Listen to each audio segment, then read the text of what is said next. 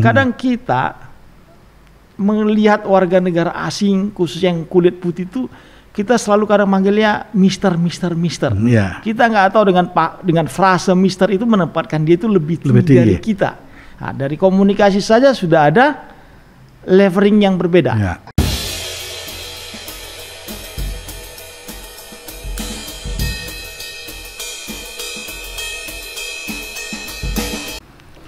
Back to Case Close.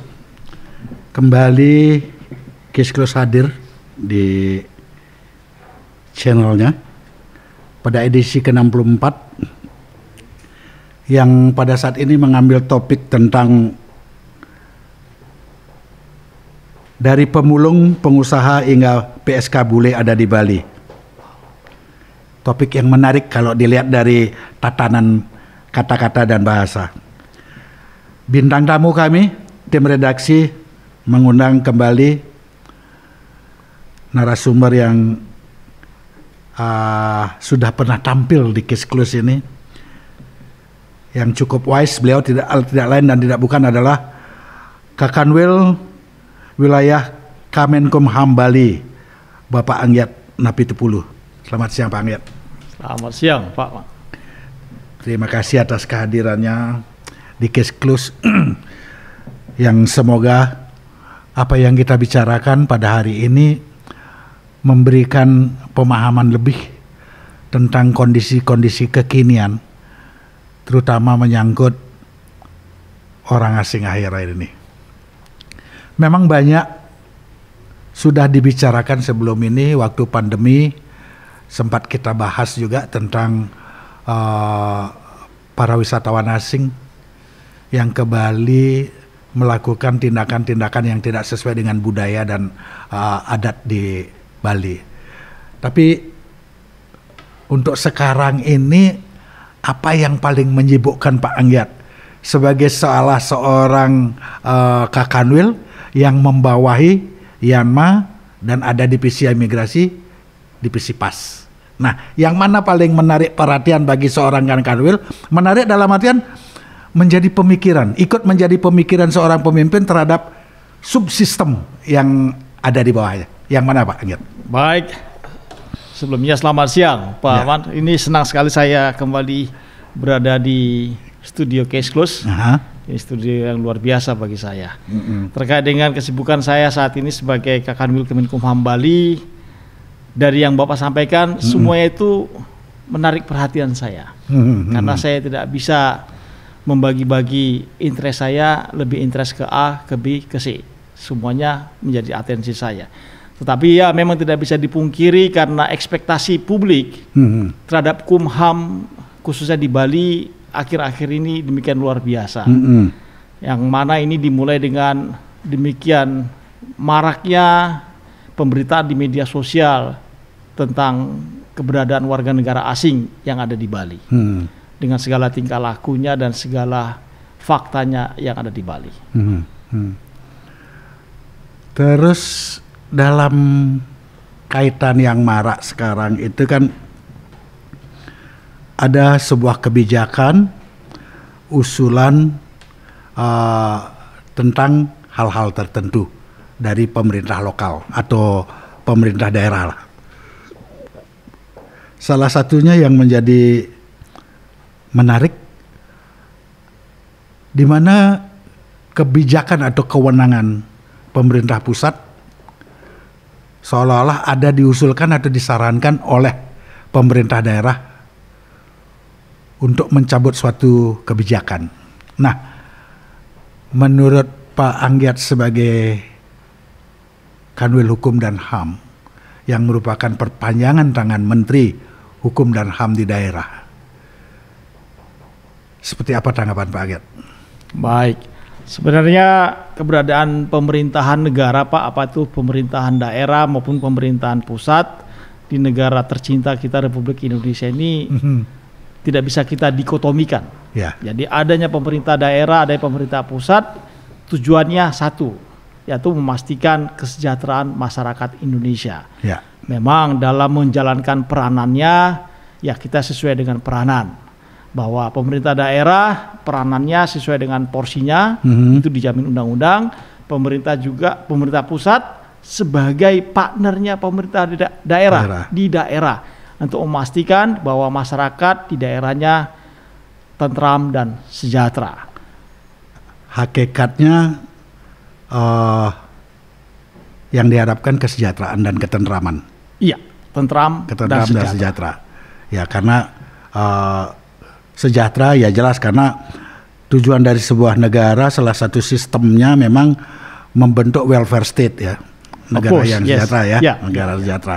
Tapi di lain sisi ya kita juga tidak boleh menutup mata tentang perkembangan orang asing yang ada di Bali dengan sikap tingkah polanya yang cukup menarik perhatian baik masyarakat Bali maupun struktur pemerintahan.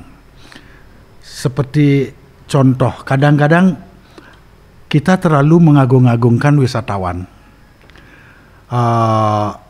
Padahal belum tentu senyatanya seperti itu.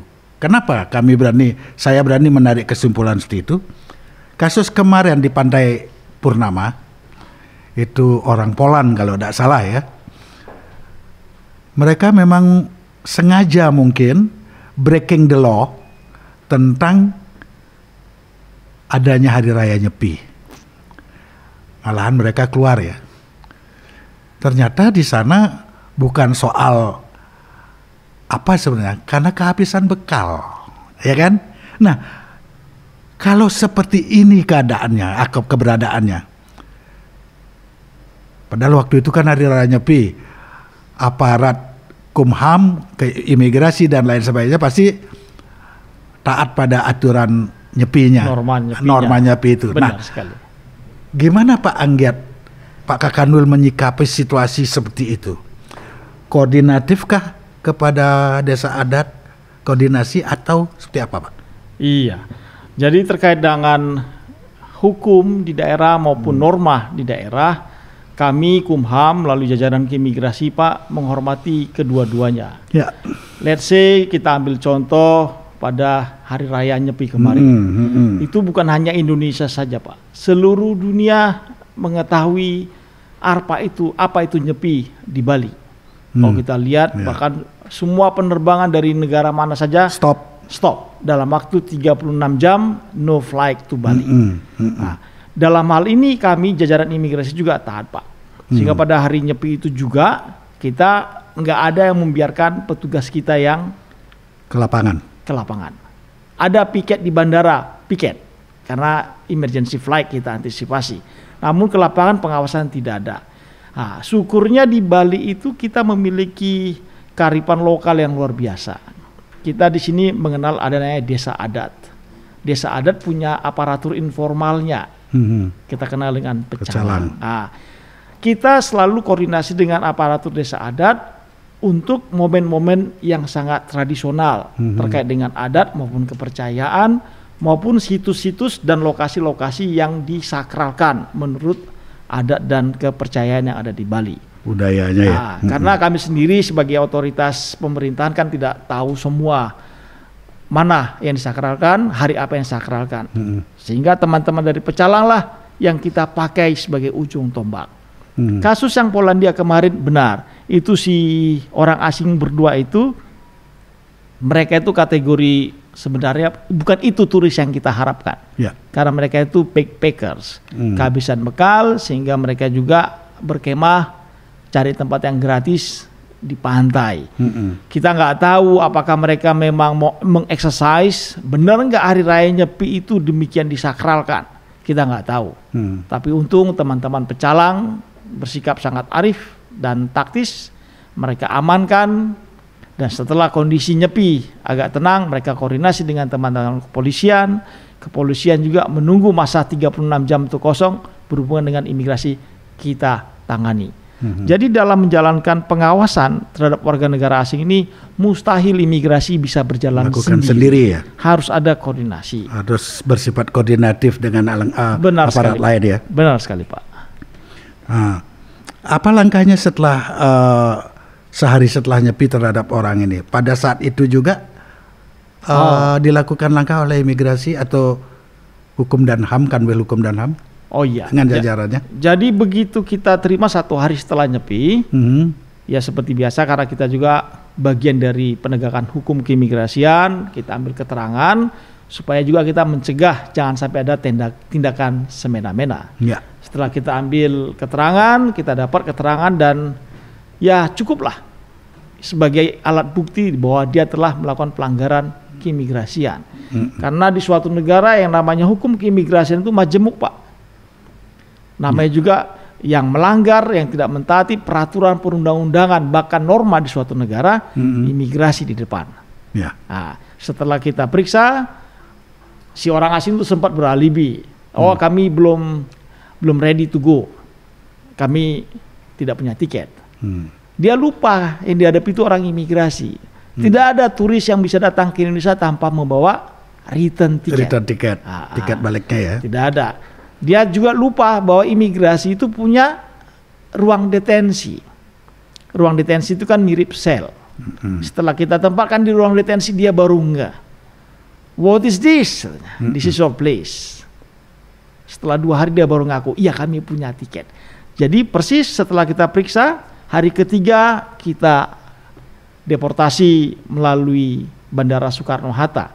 Karena saat itu penerbangan yang langsung ke Polandia, kebetulan dia tinggalnya bukan di Warsawa, dia tinggalnya di Krakow. Jadi dari Warsawa terbang lagi ke Krakow, ya, terpaksa dari Bali kita kawal ke Soekarno-Hatta, Cengkareng, baru dia terbang ke negaranya. Nah, return tiket dia punya dari Denpasar dibawa ke Cengkareng.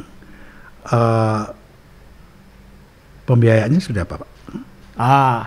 Untuk peraturan keimigrasian di Indonesia, Pak, proses pendeportasian warga negara asing masih menjadi beban yang bersangkutan untuk tiket. Beban yang bersangkutan. Iya. Kalau tidak ada perwakilan negaranya, jika tidak ada keluarganya di Indonesia atau kerabatnya jika ada. Jika tidak ada, ya di ruang detensi, Pak. Makanya berdasarkan Undang-Undang Keimigrasian, imigrasi itu bisa menempatkan warga negara asing di ruang detensi selama 30 hari, kemudian bisa dipindahkan ke rumah detensi 10 tahun, Pak. Itu undang-undang menjamin. Itu nilai imperatif dari peraturan perundang-undangan imigrasi ya, keimigrasian. Iya, Pak. Artinya setiap orang siapapun dia, Pak. Setiap warga negara asing. Kita membuat pembandingan. Setelah orang itu berhadapan dengan trali besi, pasti akan berubah pikirannya. Yang By awalnya nature. ngotot ya. Iya. Ya.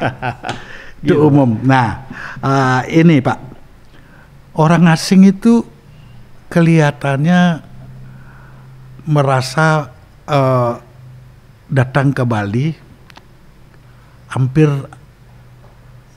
sekian puluh persen merasa dirinya lebih tinggi derajatnya dari orang Bali atau orang lokal. Apakah kejadian-kejadian sekarang ini karena faktor egonya merasa lebih superior dengan orang lokal, atau karena kecanggihan teknologi handphone sekarang setiap kegiatan ada yang begitu viral. Apa sebenarnya fenomena apa ini, Pak? Oh, fenomenanya sangat kompleks, Pak. Memang kalau kita lihat dari sejarahnya ya, saudara-saudara kita dari ras tertentu, Kaukasian, Eropa, gitu kan, ngelihat kita ini kan dari dulu sepertinya lower, kaum terjajah ya, lower than them, kan, ya. dipandang lebih rendah dari dia. Kita sendiri juga harus introspeksi diri. Kadang kita melihat warga negara asing, khusus yang kulit putih itu, kita selalu kadang manggilnya Mister. Kita nggak tahu dengan frase Mister itu menempatkan dia itu lebih tinggi dari kita. Nah, dari komunikasi saja sudah ada leveling yang berbeda. Nah, itu menjadi faktor pertama mungkin membuat wisatawan asing itu sepertinya di tempat kita ini, di Bali ini kayaknya ditempatkan lebih terhormat.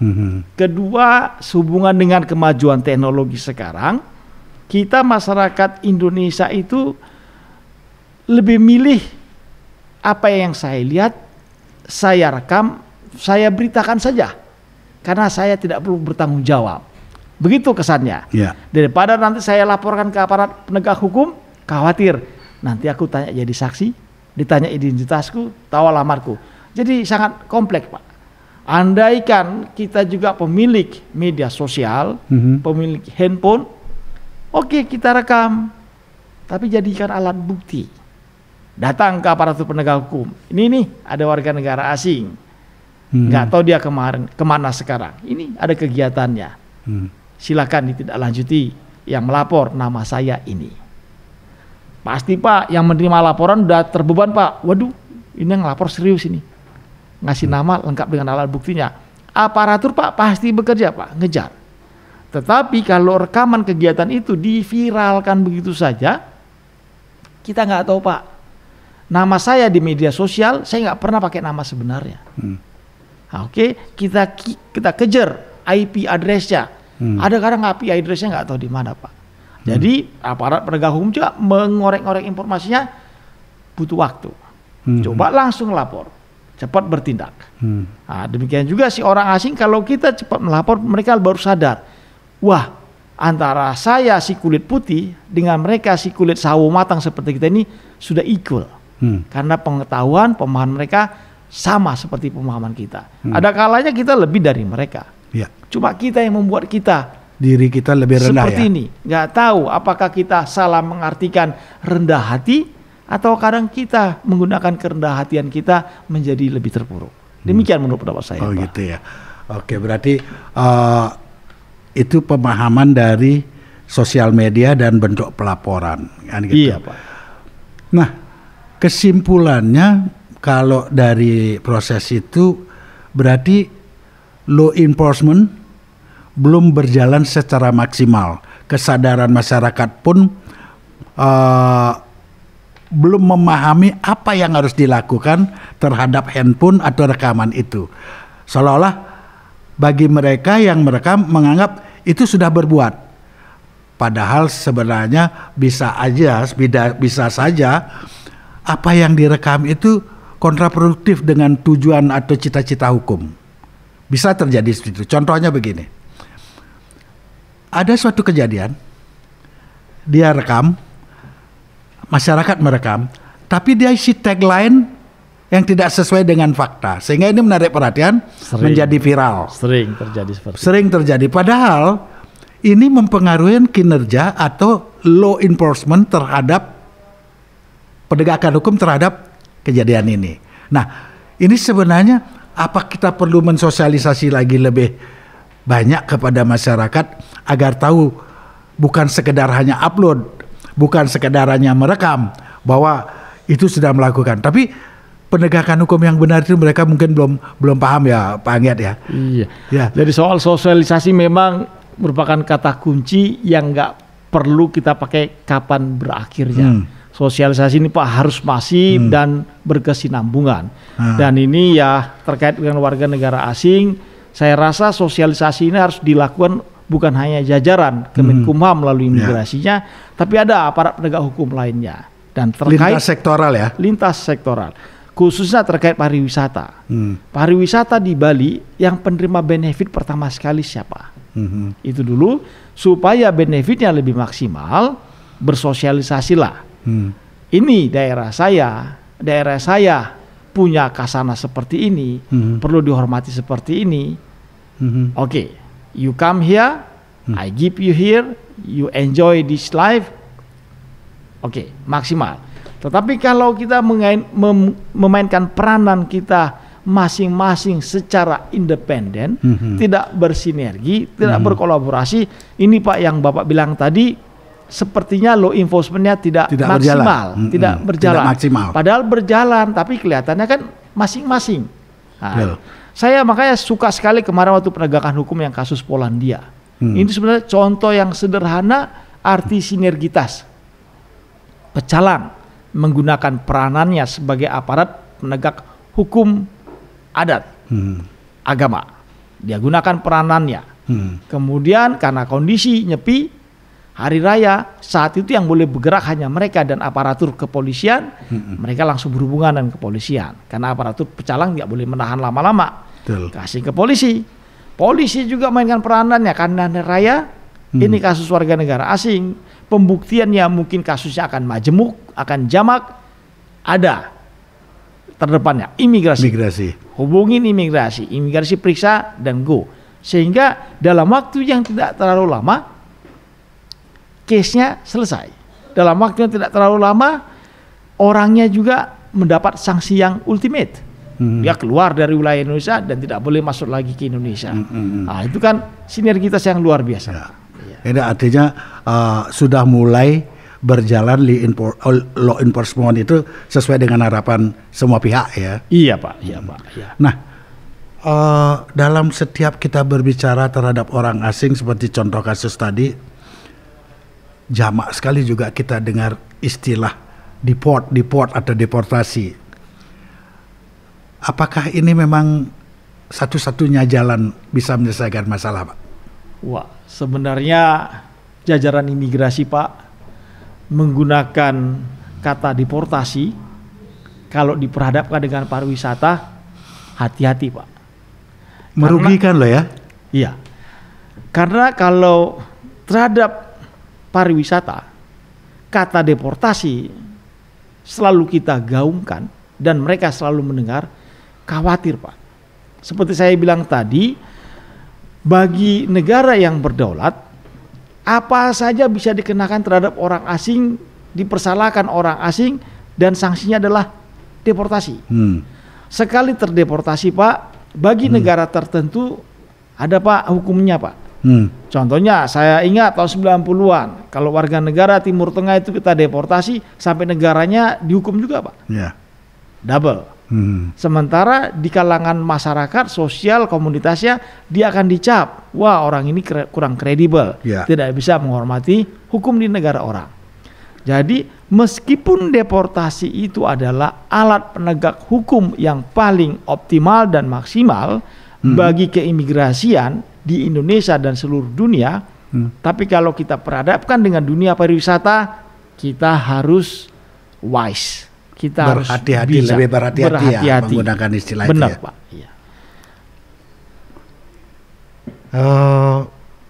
Ada seorang konsul kehormatan, Pak, anggap nih, konsul kehormatan Rusia di Bali, Pak Gede Darmawijaya, mengaku khawatir ya soal usulan pemerintah atau pimpinan daerah di Bali untuk mencabut visa on arrival Ukraina dan Rusia. Sejatinya kekhawatiran yang berlebihan karena semua itu ditentukan pemerintah pusat seperti bahasa kita tadi. Bahwa kan pusat kan penentuan kebijakan itu. Tetapi WNA tidak semuanya paham hal itu. Pasti dia tidak ngerti bahwa itu kebijakan daerah atau kebijakan pusat. Menurut Bapak bagaimana sebaiknya kita menyikapi situasi ini? Baik, Pak. Sehubungan dengan adanya wacana, dan bukan jadi wacana ya, sudah jadi kenyataan, ada usulan dari Pak Gubernur agar dua negara itu di-excluded dari fasilitas visa on arrival. Bagi warga negara asing, Pak, kekhawatiran itu tetap ada. Dan itu make sense. Karena mereka melihat yang mengusulkan adalah seorang gubernur. Apalagi di beberapa negara itu gubernur kan powerful, Pak. Mereka juga tahu bahwa mengenai visa itu adalah bicara nasional, keputusan di pusat. Tapi khawatir, ya tetap khawatir, sehingga apa yang disampaikan oleh konsul kehormatan Rusia itu benar, Pak. Kekhawatiran itu dia harus menyampaikan itu, Pak. Karena dia menyambung apa yang menjadi khawatir calon-calon turis dari Rusia yang mau ke Bali. Karena otomatis ya kita tahu bahwa visa on arrival itu fasilitas. Visa on arrival itu salah satu bentuk layanan yang dilakukan oleh pemerintah pusat untuk meningkatkan kunjungan pariwisataan suatu daerah. Contohnya Bali. Oke. Dan banyak negara berharap negaranya merupakan objek dari visa on arrival itu. Karena satu sisi pas secara psikologis, kalau negara kita menjadi objek dari visa on arrival, berarti kredibel negara kita diakuin. Baik.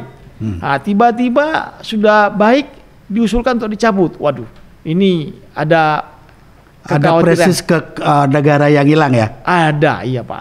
Bagaimana dengan warga negaranya? Nanti warga negaranya, look, negara kita dipandang seperti ini nih. Nah, lihat, kami mau kemana lagi? Oke, kalau memang begitu, kami pilih aja negara lain. Ya kan, mereka sudah mengancam. Saya lihat di media sosial kemarin. Oke, we will spend our money in Pattaya, in Thailand, in Kuala Lumpur. Sebenarnya ini warning juga bagi kita ya. Jadi warning, jadi semacam saling gertak menggertak. Ya, betul, kan? betul. Tapi kembali, kalau kita memandangnya demi kedaulatan, apa yang diusulkan itu boleh, sah. Tapi kalau kita mempertimbangkan hal yang lainnya, kita harus bijaksana, Pak, mempertimbangkan jangka panjangnya. Ya. Demikian, Pak. Ya. Itu konsul Rusia ya, kehormatan Rusia. Yang Ukraina ada nggak menyampaikan petisi atau pendapat kepada pemerintah Indonesia tentang pencabutan FOA ini?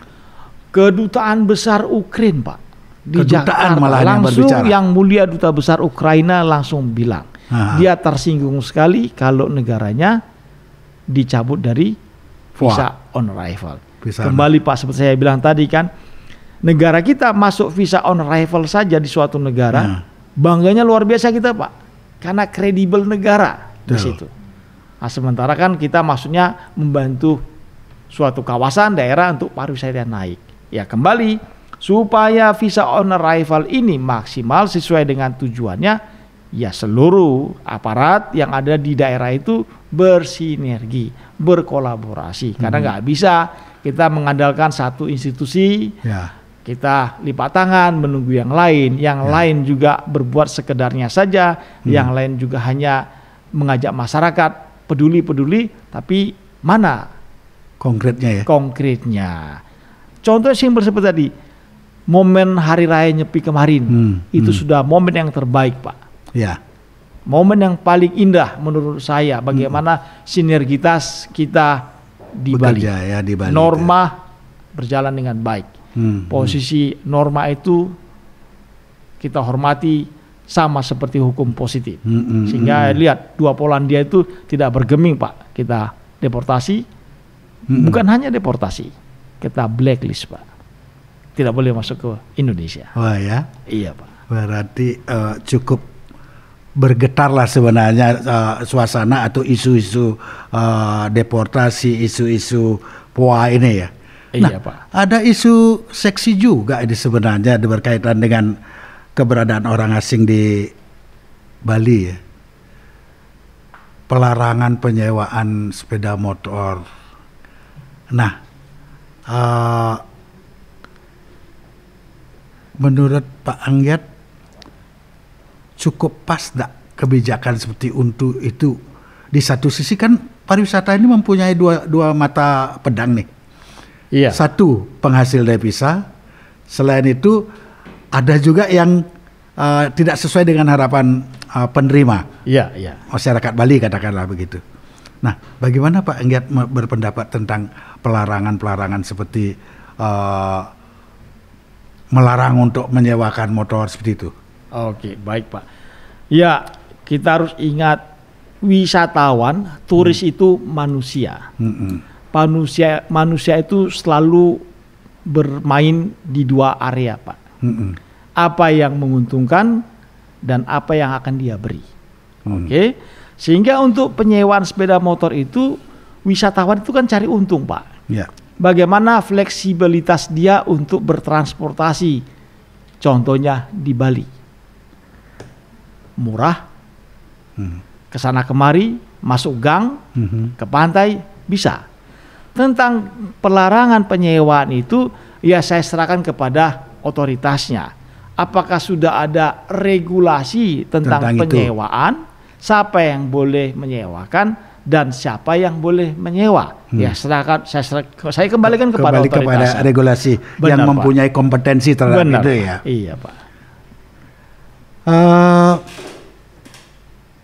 WNA juga atau para tamu yang datang di Indonesia kadang-kadang ada hal yang dipergunakan untuk komoditi atau kepentingan tertentu. Contoh, ada ketakutan entah ini persaingan bisnis atau apa ya, menyebutkan bahwa ada kampung ini di sini, ada kampung ini di sini, ada kampung orang asing model gini. Itu sebenarnya apa sih penyebabnya seperti itu? Kalau kita berbicara kampung itu kan komunal dia ya, banyak orang ya. Artinya itu menyangkut terhadap aset, kepemilikan aset. Menurut Pak Kakanwil ini logis nggak statement ini? Karena kita kan tahu bahwa orang asing itu tidak segampang itu untuk memiliki tanah di Indonesia. Itu ada di dalam peraturan hukum agraria, jelas itu. Iya. Kalau tidak salah di pasal 15 ada menyebutkan orang asing kecuali dia membuat PT ya, PT PMA. Nah seperti apa Pak? Jadi perlu kita camkan bersama Pak. Negara Republik Indonesia ini adalah negara yang berdaulat. Ya. Kampung itu dalam terminologi administrasi kenegaraan kita, kampung itu bagian dari pemerintahan yang paling rendah ya. Ya. Ada RT RW, ada lagi kampung. Nah, jadi di kacamata Kementerian Hukum dan HAM nggak ada Pak di negara Republik Indonesia ini kampung asing. Semua kampung itu adalah di bumi pertiwi Republik Indonesia. Yang ada area tertentu dimiliki oleh pribadi tertentu warga negara Indonesia, dia menyewakan ke warga negara asing tertentu karena menjual kenyamanan, menjual privasi, dan menjual yang lain-lainnya. Contohnya, ya di Bali itu tidak menutup mata Pak. Di daerah Ubud itu ada orang kaya, punya lahan luas, dia membangun beberapa villa. Villanya itu disewakan oleh warga negara asing tertentu. Warga negara asing ini juga sama seperti kita Pak, orang Indonesia. Kita kalau keluar negeri, ke Amerika contohnya, ke Australia contohnya, kita akan betah berada di satu tempat kalau kita berada di tengah-tengah orang Indonesia juga. Ya, yang bisa ajak komunikasi. Ajak ngomong, ajak canda, ajak gurau, ajak berkelahi kecil-kecilan juga. Nah, sehingga orang asing juga sama. Nah, sampai di sini di kawasan villa tadi, dia tahu bahwa warga negaranya ada di situ. Dan warga negara tadi juga mungkin mengundang temannya. Ayo teman-teman yang mau ke Bali jangan khawatir, saya ada di kampung ini. Nah, kita melihatnya dari luar, wah kawasan itu udah banyak warga negara A, wah itu kampungnya A. Sehingga muncullah frase-frase branding tadi, ada kampung asing di Indonesia. Tidak ada Pak. Kembali, dalam administrasi negara, kampung itu bagian dari pemerintahan yang paling rendah. Ya, berarti itu bagian dari kedaulatan. Yang adalah kawasan tertentu, kawasan privat yang dimiliki warga negara asing, yang warga negara Indonesia tetapi mungkin penyewaannya oleh warga negara asing. Perlu dicamkan juga bahwa individu warga negara asing belum boleh memiliki properti di Indonesia. Ya, individu. Tapi kalau warga negara asing memiliki badan hukum, memiliki badan usaha, badan hukum atau badan usaha itulah yang boleh memiliki properti sesuai dengan kategorinya. Apakah hak guna dan sebagainya. Jadi kembali Pak. HGU apa HGB ya? Iya, HGU atau HGB. Jadi kembali istilah kampung asing itu mungkin branding kita sendiri saja. Kita tanya lagi, si pemilik villa masih warga negara Indonesia, dia senang menyewakan ke warga negara asing, pasti tujuannya adalah profit. Apakah investigasi begitu pasif Pak Anggat menjelaskan ini ya? Apakah investigasi ini sudah dilakukan begitu istilah itu muncul oleh jajaran Kanwil Hukum dan HAM, dalam hal ini lebih spesifik imigrasi? Terkait konteks ini Pak, sudah sering disampaikan ke jajaran keimigrasian di Indonesia. Jadi seolah-olah ada pembiaran, kok dibiarkan warga negara asing membentuk kampung sendiri, membangun kampung sendiri. Tidak pernah. Tidak pernah Pak. Kita selalu, ya contohnya tempo hari beberapa puluh tahun lalu pernah di daerah Pantai Carita, di Banten, ya di NTT, di Papua, kawasan Raja Ampat, di Bali. Tapi kita selalu investigasi Pak.